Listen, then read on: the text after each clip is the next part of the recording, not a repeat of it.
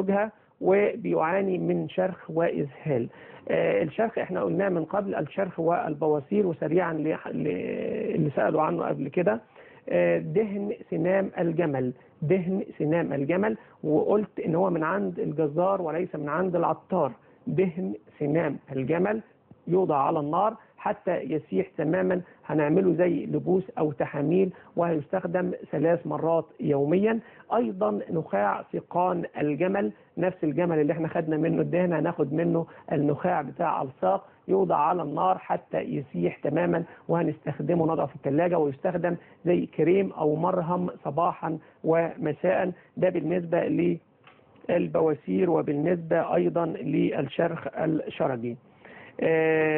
أمة الله أم محمد كانت بتسألنا عن سخونة الأطفال والتهاب اللوزتين. قلنا من قبل الاهتمام بالتغذية السليمة حتى نستطيع أن نرفع المناعة بالنسبة للأطفال، ده من الأشياء المهمة جدا، وإن إحنا نهتم بالتغذية بتاعتهم ونبعدهم تماما طبعا عن العدوى على قدر الامكان.